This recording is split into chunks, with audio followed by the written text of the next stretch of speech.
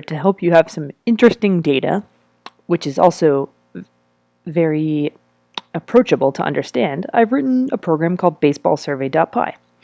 And what I'm going to do in this video is tell you what this program does, I'll run it, and then I'll tell you some ways you can expand it, and in the next couple of videos we'll look at what we can do with this data. The first thing I'm going to do is just run the program so that we can see what it is. It says, welcome to the survey program. Type Q to quit at any time. Type Y to start the survey. I'm typing Y, I'm starting the survey. So now I'm typing the ID number of a person, or I'm supposed to. And this is to help you get used to the idea that if we're taking surveys, we should always do surveying anonymously. That's a best practice in the internet. You should not know who you're surveying. You should just anonymously survey them. Often people are more honest, especially for important questions like this. Who will win the next World Series? People are more honest when they're anonymous. Okay, so who will win the next World Series? Oh, I don't know. How about the Red Sox? That's pretty much the only baseball team whose name I know. So now, let's say there's another person who's answering, and they perhaps don't think the Red Sox are going to win. They think that the Blue Sox are going to win. Blue Sox. Perhaps that is not a real baseball team. That's okay, because we also have the Green Sox. I think you see where this is going. People will type in the name of the baseball team that they think will win the World Series, and they're doing it with their ID. Okay, but now let's say I want to quit, so I'm going to type Q. Then it prints this nice little summary for me. Thanks for trying the survey program. It says what happened. Person 8 said Blue Sox, person 11 said Green Sox, person 7 says Red Sox.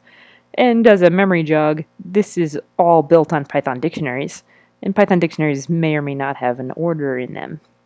So we got it back in a different order than what it was typed. A few quick notes. You're the programmer, and you're the one getting this data, so I foresee you at being the person who will start this.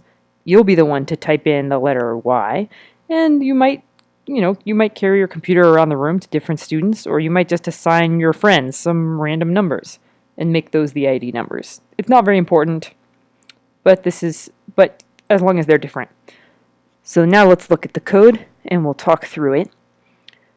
We're going to talk through it quickly, so if you just watch the video a few times if you want to see what's happening. First, there's a comment. I always put a comment with the name of the file. It's a block comment. Alright, we're importing shelve. That should sound familiar. This time we're opening a shelve. This time we're going to call it baseball survey. And Python shelve will automatically make a file called baseballsurvey.db. And this time I'm just calling it database. I'm putting in a variable called database. Now we're going to print a bunch of nice things for them. Nice information for the user. And then we're going to ingest their input by asking them whether they want to start the survey and storing that as a choice. So that means if they typed any flavor of the letter Y, a capital Y or a lowercase y, we'll make this variable called running, we'll set it equal to the value of true. And otherwise, meaning they did not type any type of Y whatsoever, who knows what they typed, they could have typed nothing, a letter, a different letter, a number, a blah blah blah, a sentence, then we'll just set running equal to false. Okay, fine. While the program is running, we're going to have a variable which is the ID of this person, and word to the wise, input always creates strings. So just as an aside, this is already a string, even though I might have typed the number 8. Just a friendly reminder that number 8 is going to be immediately stored as a string. Okay. Oh, by the way, we told them they could type Q to quit. That's what it says up here. Type Q to quit at any time. How does that work? Well, here I'm just checking if they typed Q. And if they did, I'm setting running equal to false, and I'm breaking out of this loop. Okay, fine. If they did not type Q, then let's ask them a question. And that question is, who will win the next World Series? Okay? And we're going to wait for them to type in their input, and whatever they type, Python's going to store into the variable called answer.